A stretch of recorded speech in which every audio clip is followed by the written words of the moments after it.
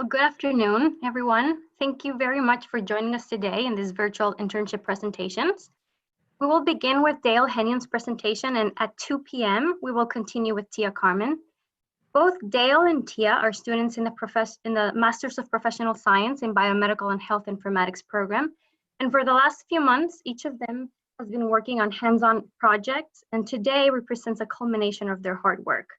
They will be presenting an overview of their internships as well as key findings.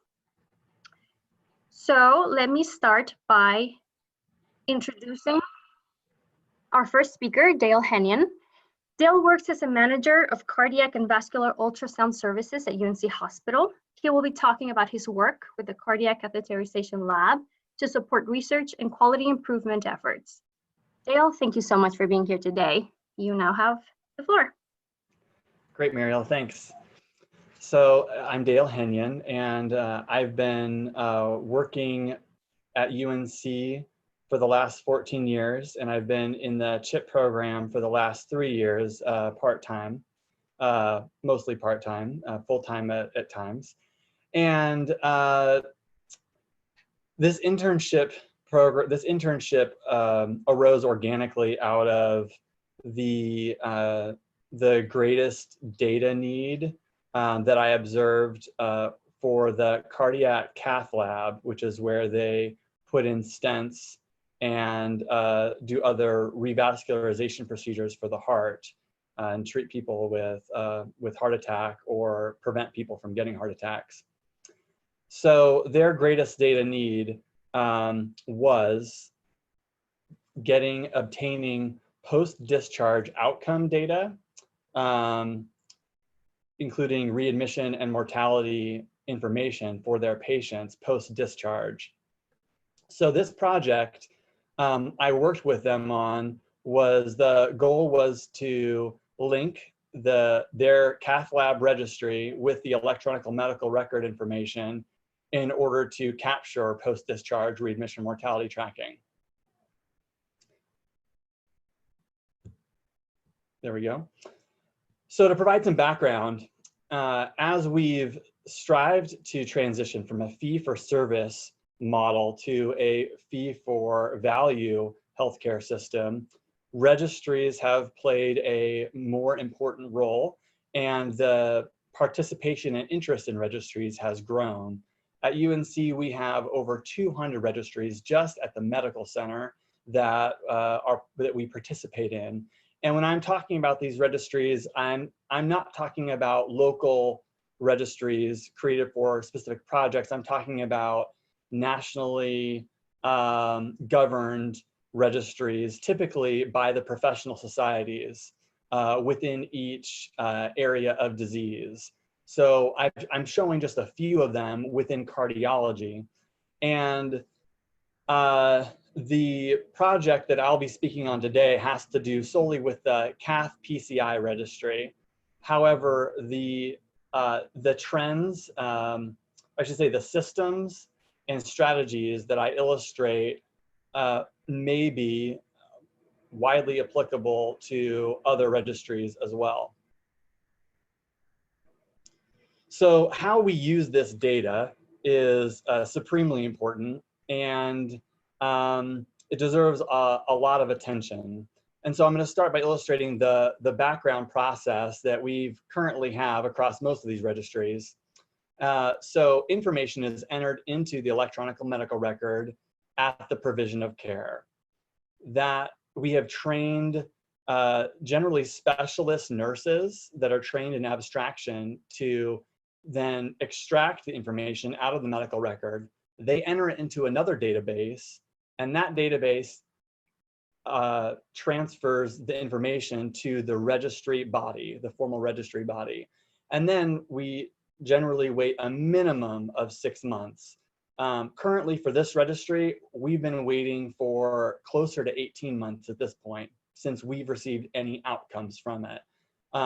There is a reason, it's because they underwent a version change, but nevertheless, even though we haven't received these results, life has gone on, quality still matters, and it's just one of the many pitfalls that we need to fill. So My project, I'm keeping this in mind as the background because in developing our own database to capture this data and improve on the data set that we have, we want to fix, it's my goal to fix as many of these issues as possible. So the problem with waiting 6 months before you get registry data back is that it's, okay, so while quality improvement, formal quality improvement methodologies is still in its infancy within clinical care improvement, the formal methodologies for quality improvement all rely on quick iteration, plan, do, check, act cycles, and kind of a quick to fail approach with rapid iteration. So waiting 6 months or more before you can even get results is really stunts any quality improvement processes. And the registries ultimately function to support quality improvement. We have hundreds of fields within these registries, and there is no data source with a higher amount of quality data than the registries because of the amount of vetting that goes into getting the data, the amount of data fields that are within them, and there's clear definitions that spell out every single data point. So the accuracy is unparalleled. However, the process needs improvement. So after we do get the reports, we generally get like a kind of a report card type of format with hundreds of fields. And if you pay a lot of money, generally they have somewhat of an analytic interface available, but it's limited. So that brings me to the next challenge, which is that now we have hundreds of great fields that we can build, we can analyze and build quality improvement projects off of. However, in order to know how to improve, you need to have a good analytic interface to do that, to uncover correlations across these hundreds of fields. So a report card format just is not adequate for discovery. And then the third element that I've mentioned which is really behind the whole goal of this project, is that the outcomes that are included in these registries, or in this registry particularly, and it's for many others as well, is the outcome is only up to the point of discharge. But the most important outcome from the patient perspective is, how do they do after they leave the hospital? Do they die? Do they live? Are they readmitted? If they're readmitted, what are they readmitted for? And so providing this post-discharge readmission mortality information adds a whole layer of value and offers a lot of potential to improve the usage of this data. So to reiterate my initial goals of this project, it is to decrease the delay of getting and using registry data, to add post-discharge readmission and mortality outcomes to the data set, and to provide a front-end user interface for analytics. So this is my solution model here. It's a simplified solution model. So we're dumping the electronic medical record into the Carolina data warehouse. This is already the case. And so I want to dump all the registry into the Carolina data warehouse as well. And then we immediately solve two of the problems. We have access to real-time reporting, and we have the analytic flexibility with interfaces such as Tableau or Business Objects to do all of the investigatory work that we please for information discovery. All right, so the first leg of the project was to get the registry and dump it into the Carolina data warehouse. On the right-hand side of the screen, you see these are buckets of categories for the registry data. So you can see there's quite a bit. We've got everything from demographics and insurance to history and physical information, all of the tests that they had before the procedure, medications before the procedure, procedural details about the clinical visit, details about the findings within the procedure, stenosis, the devices that were used, the events that happened after the procedure, discharge information, and the medications they were discharged on. So immediately, just by doing this, we actually have a very significant accomplishment under our belt, because this information, while it was being entered into a third-party database, it was the abstraction software provided by the registry body. Those databases are not widely accessible, and generally only the abstractor has access. And that's a severe bottleneck, because abstractors have quite a full-time job on their hands already. They are not ideally suited to be working on quality improvement or research projects. So by dumping this into the data warehouse, now we have access on a system level to all of this data. All right, so the next step of the project was to get the readmission data post-discharge. And fortunately, collecting readmission data is not a brand new idea. So I reached out to the enterprise analytics folks in Morrisville, and they educated me on our current tools that we have for collecting readmission data. I customized those tools to function for this project. So what I'm demonstrating here in this diagram is basically there's a readmission query that allows me to dump all the account numbers, which are case level specific identifiers, into the readmission query, and then that will retrieve the very next readmission or the very next admission, and I defined it to be inpatient in the query. So I'm getting the next inpatient admission for each of those cases. And then I built metrics after capturing that data to define the time intervals between discharge and readmission at 30, 60, 90 days, and 6 months and 1 year. And this is significant because most readmission work and tracking has been focused on the 30-day window.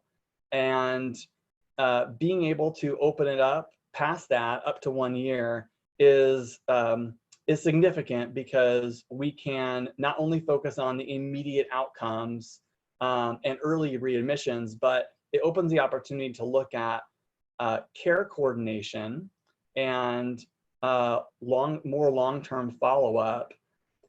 And these are chronic diseases underlying most of the pathology that enters the cath lab. So care coordination and follow-up deserves attention, and this, just extending this infrastructure to better support that, I think is important. So the next leg of the project was to get the mortality data. I was a little surprised. I dug around quite a bit and collaborated with everyone I could find who had been working with mortality data. And I basically found that the road was actually unpaved. So I ended up building the most comprehensive metric I could within the data warehouse to capture mortality data. And since then, it's been this measure that I made has been adopted for a hospital, or actually for system-wide mortality tracking. So it's pretty simple. It's essentially, I capture a deceased indicator. Some people are simply just marked as deceased within Epic. There's an Epic date of death as well. And then there's a state death. We have a state death database, which also dumps into the Carolina data warehouse. And so by combining the three of those, we come up with the most comprehensive and accurate mortality indicator. And so that's what I obtained there. And then similarly, like I did with readmissions, I defined intervals at 30, 60, 90 days, 6 months, and 1 year. In dealing with this data, this is where it really hit me how important those intervals were. You may have heard someone say before, your mortality rate will be 100% given enough time.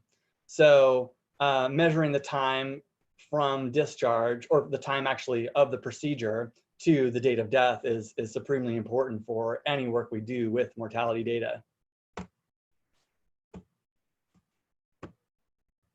Okay, so now I'll move into the results of this project. So the query that I ran after putting all this together extends from July of 2014 to December, the end of 2018. The reason that the reason I start in July of 2014 is because that was actually when we went live with Epic, our medical record system here at UNC. So there's a lack of data to correlate to before that. However, I can get the registry data for the cath lab dating back to the early 2000s. So that's neat. But for this project, I needed both data sets. And then I ended the data set in the end of 2018 because that way I could get an entire year of follow-up information throughout the year of 2019. And there was a total of a little over 12,000 cases and 10,000 patients within this data set.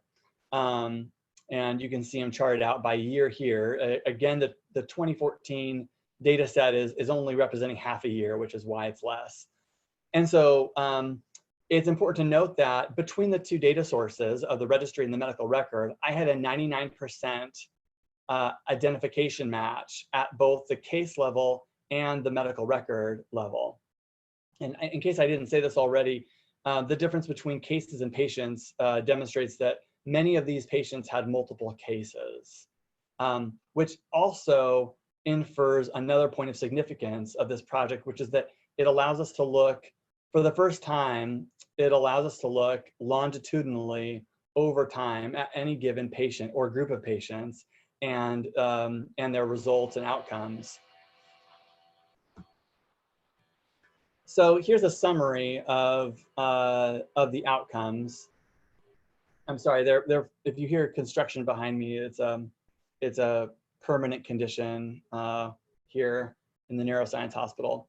So mortality ranged from 30 days, at 30 days, a little over 3% to almost 8% at 1 year.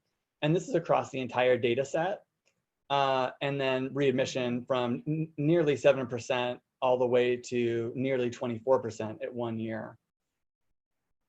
And you see this extra category over here without date. If you recall, one of the mortality metrics that I used was an indicator, or simply a deceased flag that does not always have an associated death date.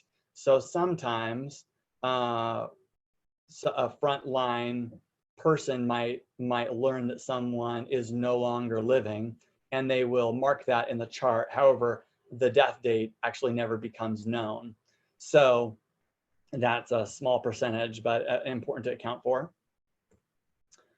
All right, so now I've grouped them by sociodemographic characteristics here. And this is where the project started to get really fun because this is only possible because we're combining the two data sets, the medical record with the outcomes of readmission and mortality, now combined with all the registry variables. I'm only showing a few here, but now we can group these outcomes across sociodemographic characteristics. So you can see I've included just a few: gender, age, insurance for both mortality rates and readmissions. I added a race category to the readmissions chart here on the right. And one question you might be asking is, why are there only 2 race categories? But the answer is because I have more, but unfortunately the data is the volume of patients seen in minority races was really not adequate for analysis. So it's really misleading to include it. And another thing you'll notice is that I'm displaying both mortality and readmissions over time. So it's grouped by year as well here. And here I'm continuing to look at it by characteristic, sorting it by characteristic from the registry data set, but I'm only looking at 30-day readmissions on the right. And this is showing a few comorbidities and how that impacts readmissions. you can see dialysis is a very significant category, jumping up to 29% in 2014 for 30-day readmissions. Heart failure is another one, and this is body mass index down here, and you can see how that varies, and that's just for 30-day readmissions. On the right-hand side of the screen, I've showed a trend of the rise in readmissions for across these comorbidities: dialysis, glomerular filtration rate, which is a measure of the function of the kidney, heart failure, ejection fraction, and peripheral vascular disease. And you can see these are categories with particularly high readmission rates. And you can see after 30 days how steep the rise becomes. So by 1 year, the readmission rate for these patients, for some of these patients, some of these groups, goes all the way up to approximately 40%. And again, that just demonstrates the opportunity that we have to improve outcomes with projects that are focused more on care coordination and follow-up. So I just want to demonstrate, as part of this project, I built dashboards, and I'm not going to spend much time on them, but I wanted to, because all this information became available kind of all at once, and the ability to group data by across all the patient characteristics is potentially very powerful. I built it out into dashboards so that we could quickly and easily see opportunities for improvement across all major patient characteristics. So I'm just going to scroll through, and you can see all of the different characteristics that are available for a snapshot analysis in a dashboard format. So gender, peripheral vascular disease, dialysis, heart failure, body mass index, cardiovascular disease, chronic lung disease, diabetes, dialysis, hypertension, smoking history, whether they've had a prior, this is PCI is a catheterization, the indication for whether they were symptomatic or asymptomatic, the status of the procedure, was it elective, emergent, salvage, or urgent, and the ejection fraction. And all of those characteristics exist for each of these tabs here. So that's mortality over time. This is readmission over time. This is mortality, not over time trended by year, but rather this is a view of the 30, 60, 90, 6-month, 1-year follow-up intervals. And that shows the, so these are the sociodemographic characteristics up top, whereas down here, these are more of the clinical comorbidities. And I have all of these for the readmission as well.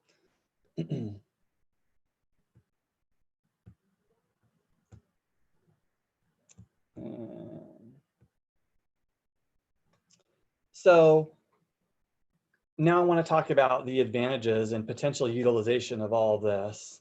What I just displayed was really those dashboards were built to provide a snapshot insight that we've never had before, rather than having to come up with an IRB just to gather the data and see the data. My goal is to make it as transparent as possible to operational physicians, and to inspire quality improvement work. So the first advantage in this project is data accessibility. I've talked about this a little bit, but now we're starting to talk about the utilization. So when we have all this together in a database, I've built easy filters that can be selected for the database, and that will filter across all patient level details, all those buckets of variables, plus all the group analysis. So when I was showing my preceptor, Dr. Rossi, what I had done, he said, okay, well, that's interesting. So what would we do for this research project? We have a funded research project right now in collaboration with Duke, and we're collecting, we want to look at all patients who have been readmitted for surgeries post their catheterization. And so we want to see all patients who are readmitted for either surgical events or bleeding events. and we want to capture these variables, and we want to define this specific patient population. And so I said, okay, wait, hold on a second. Let me just drag the readmission characteristics, the primary readmission DRG over to the filter column. And then I went through and I started checking all of the surgical primary readmission codes. And so within 15 minutes, or approximately that, all the information across the entire deck had been filtered. Not only that, so we were ready, it supplied all the information that we needed to start the research project. And not only that, but we had the outcomes auto-calculated in front of us for the entire cohort, both readmission and mortality. So we saw immediately this had a lot of potential to really streamline practices around our research processes. And so yesterday, before this project, in the cath lab, our research processes really were hinged on manual abstraction and ad hoc ISD requests, which are riddled with communication challenges and logistics that really can slow up the process. After this project, for any research that's done for cath lab patients, we now have all the information that we need from the patient's history, from clinical characteristics, and outcomes, easily accessible, and we can just click on the report filters and have the entire data set at our fingertips with outcome analytics auto-populated. So we immediately before the formal internship project ended, we immediately started building out this cycle, and we reached out to tracks because now we need to talk about compliance around research processes. So we partnered with tracks, and we formed an arrangement you may be familiar with, where they have set up an honest data broker.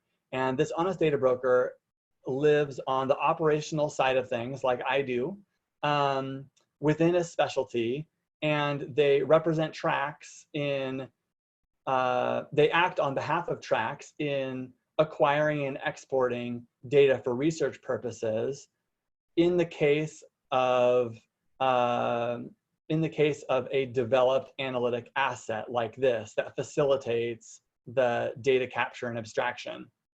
So the process now goes like this. So we built a team-based approach that starts with someone sitting down with me who has either a formal IRB already written up or an idea, and we will pull up the database and do some data exploration. I'll click on the filters that's needed, and we'll explore the data. We'll validate the project. We'll immediately see the outcomes attributed and whether or not the project is worthwhile to pursue and what our obstacles may be in getting data. If the IRB request wasn't formalized already, then they will do that based on our validation of the idea. Then I request approval from tracks for to my own data set to export for purposes of this project. Tracks provides us with a research folder, which is under their authority and surveillance. And then we can export the data sets onto that research folder, which are shared among our team, which now includes statisticians as well. And so we meet with them regularly, and the PI will revise what's on the shared folder with the statisticians and go back and forth until it's ready for publication. And then ideally, our work is re-implemented as quality improvement, and the process continues as we iterate towards higher quality and ways to innovate better practices. So I'm going to go back to the next advantage and utilization of this is that we can customize this analytic asset and this database for each individual quality improvement and research project. It's as simple as customizing the views that we want to see, using the filters that we want, and then saving the file as a new file. And then I can automate that file to run automatically in the background without any contact. I can automate its run, and I can even automate its email recipients. And that's particularly helpful with quality improvement work. When we have a team who expects to see certain metrics and their progress on a regular basis, this can be automated. And so this allows us to really scale the database to support many research and quality improvement projects simultaneously. So I'm going to talk a little bit about quality improvement. And to be quite honest, this work has kind of taken place after my formal internship period was up. But I had a chance to start on some of this. So one of the, when I say quality improvement work, this is outside of any research work that's already been done. This is kind of based on conventional practices and or best practices that are recommended right now. And so one of our major focuses in the cath lab is to decrease acute kidney injury as a result of contrast. So because I'm collecting case level information, I can, this chart here shows the creatinine before procedure, after procedure. I made a measure to, this is a measurement I created for the creatinine increase between pre and post, and then the percent increase. And then I wrote an algorithm that will automatically use those four measures to appropriately categorize the case as having no kidney injury, which is a blank here, or stage 1, 2, or 3 kidney injury. And then this is an automated a report card format that I've created to track these. So you can see the across the months here, this is recent data, automatically staging cases that were stage 1, stage 2, and stage 3 for kidney injury. I'm showing the creatinine check rate as well, because unfortunately, once you let everybody know that it's a tracked measure, there's a tendency for providers to not take mandatory checks as often for fear of it hurting their scores. So capturing the check rate, the post-creatinine check rate, is, maybe one of the most important measures here, because it demonstrates an honest, good faith effort towards actually tracking this information, which is really the first step to quality improvement. So there is room for improvement there, as you can see. That's ranging from 64% up to 76% check rate. And then also I threw on this chart a tally of access site bleeds, which is just another quality data point that's it has a lot of focus on it, and they've been putting a lot of effort towards decreasing access site bleeds ongoing. So in summary, we've successfully linked the cohort across the data systems. We've successfully automated outcome tracking, including mortality and readmission rates post-discharge that were not available prior to this project. And we've enabled subgroup analysis of the mortality and readmission rates. And finally, we built a valuable asset for research and quality improvement. I wanted to share my vision, which is continuing to fuel my work for this project and like projects. I'm representing here the three aspects to my work and my focus. I'm representing them as gears because the way I've seen it is we have these registries, which are immensely powerful and have tremendous potential. I mentioned no other data sources are like this in the quality of data that is offered. And each of these cranks or gears currently exist separately, and even the teams that operate them are typically separate. And it takes an individual effort to turn each one of these gears. My vision really is to do everything possible to bring these gears together so that the momentum and the gains from turning one of them provides the leverage and momentum to move the others. And to take that a step further, in my view, this is a way to actualize a learning healthcare system.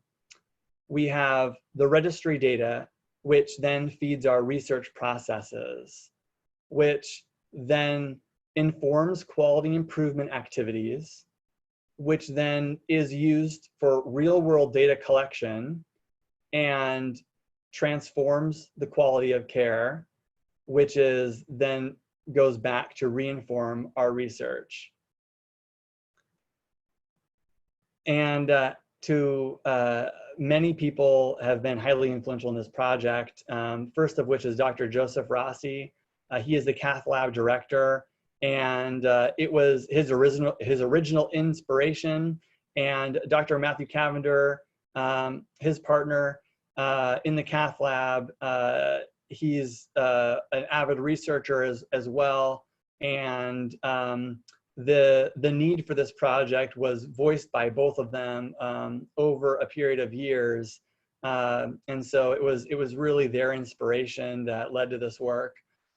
Jennifer Lukes is the director of cardiology, and she is my boss. And without her flexibility, I absolutely would not have been able to technically maintain 40 hours on the clock while doing this internship, much less this entire program.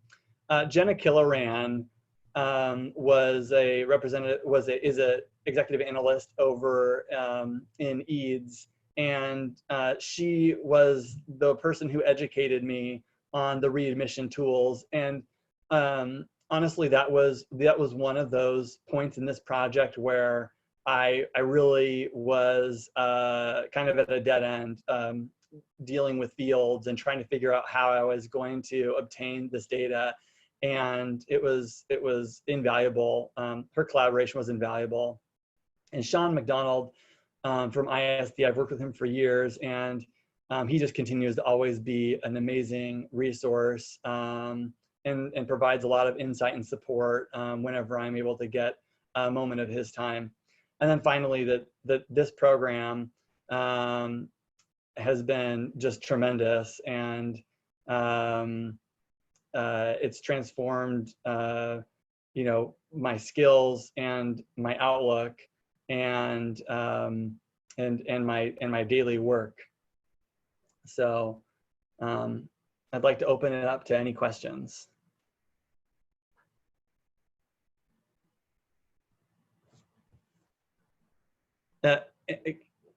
Is everyone still there?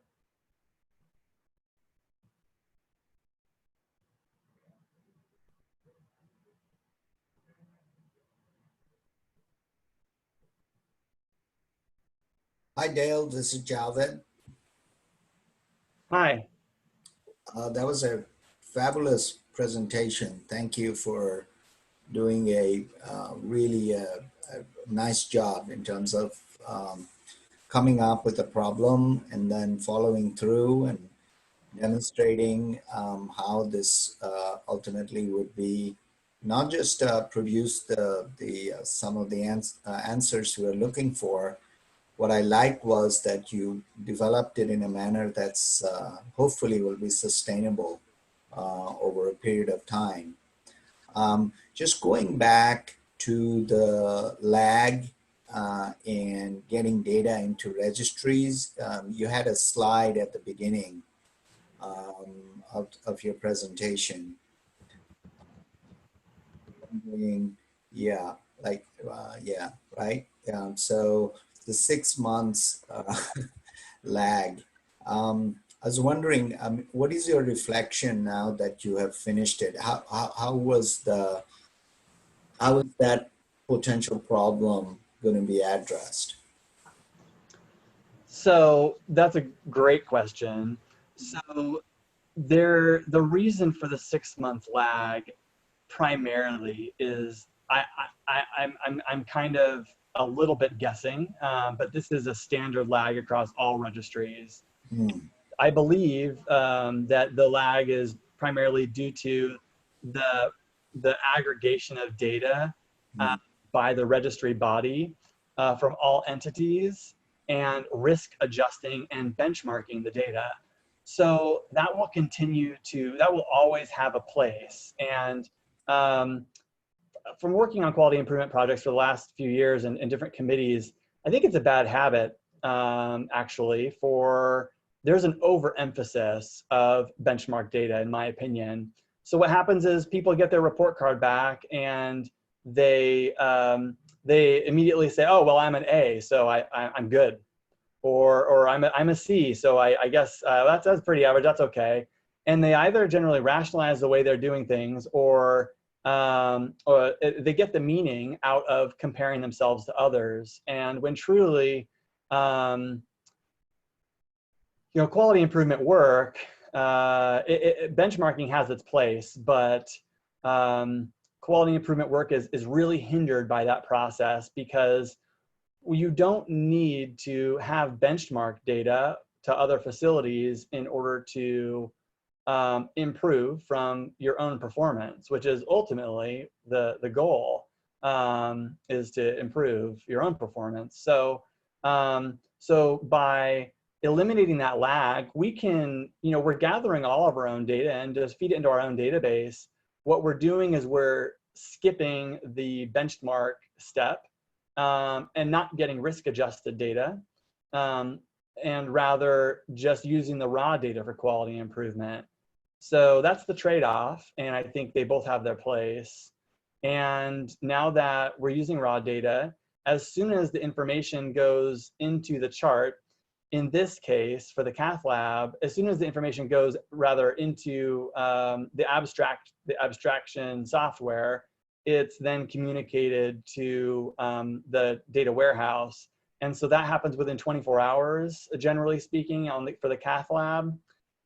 So it's very quick. And so we can see data, we can see and utilize data on a daily basis. The potential to improve that even further is absolutely there.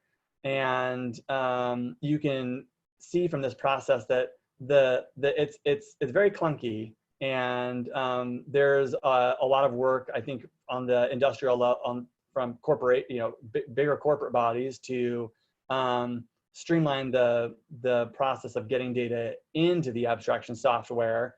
And we can, in the future, we're going to be pulling the data directly from the chart rather from the abstraction software. So I think ultimately we'll see that we're going to be able to skip that step as well, and even get data in real time.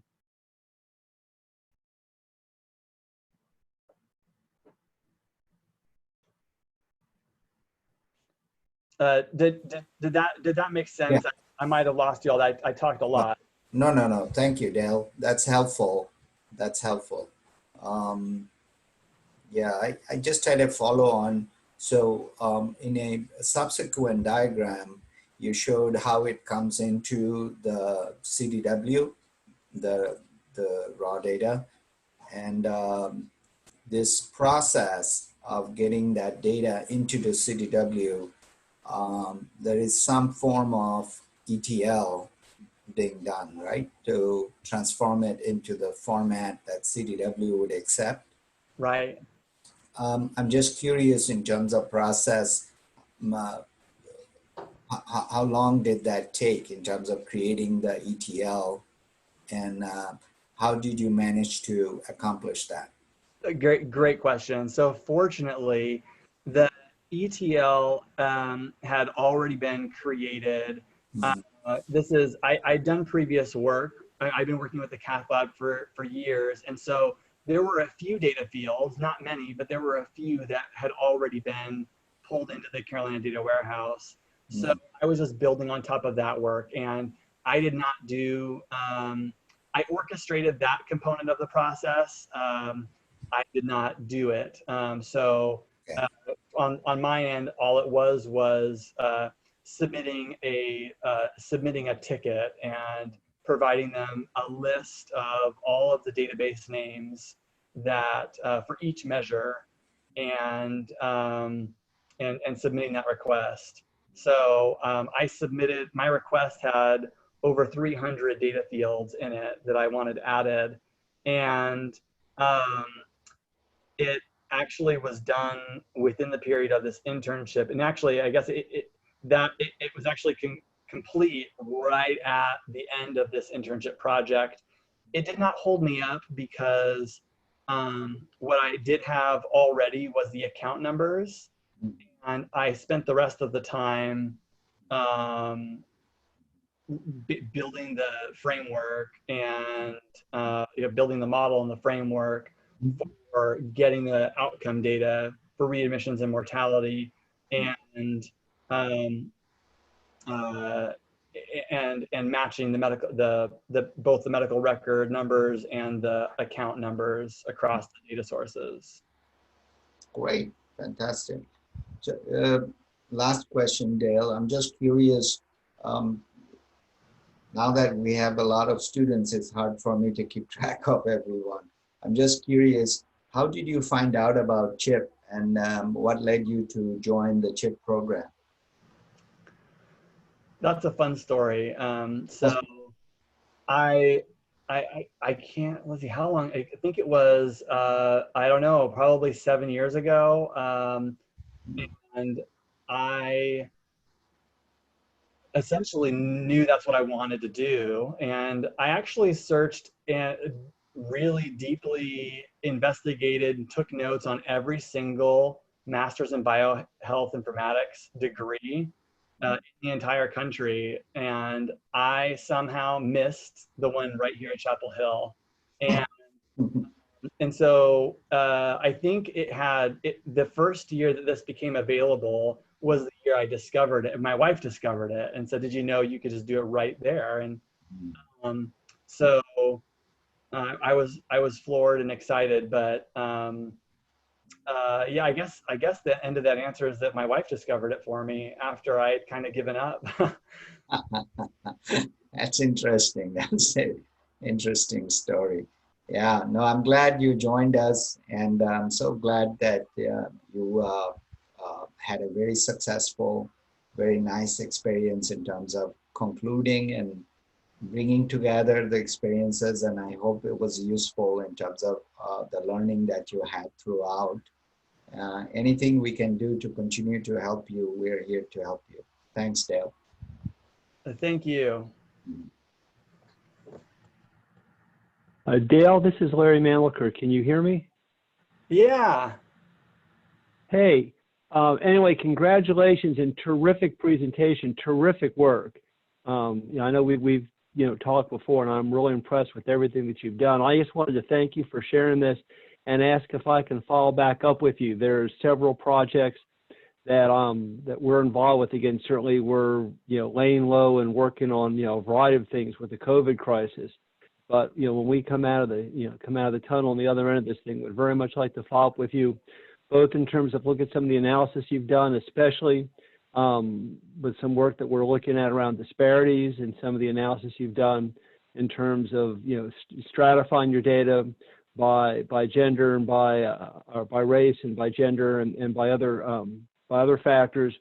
And also would like to learn more about how you guys are looking to extract data directly from the record, and be able to avoid some of the manual abstraction, because I think that may have application in a variety of other registries. I would love to leverage the great work you've done to help others. So again, terrific work, and if you don't mind, I'll follow up with you at a later point in time. Yeah, that's excellent. Thank you for joining. I appreciate that, and I absolutely look forward to that. Terrific. Thanks again. Hi, Dale. This is Faye. Hey, Faye. And yeah, I want to say congratulations for the presentation and also your completion of the internship report. And I hope that your report can be accepted, as a research paper, as we discussed before.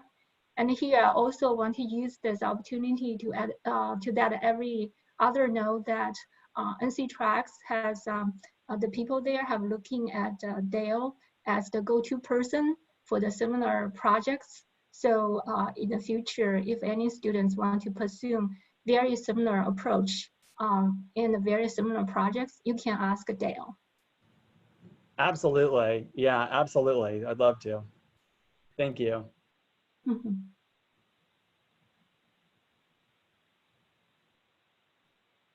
Well, I think there are no other questions. So I want to thank you, Dale, for your presentation. We will be taking a very short break, 8-minute break, and we will reconnect at 2 p.m. for Tia Carmen's presentation.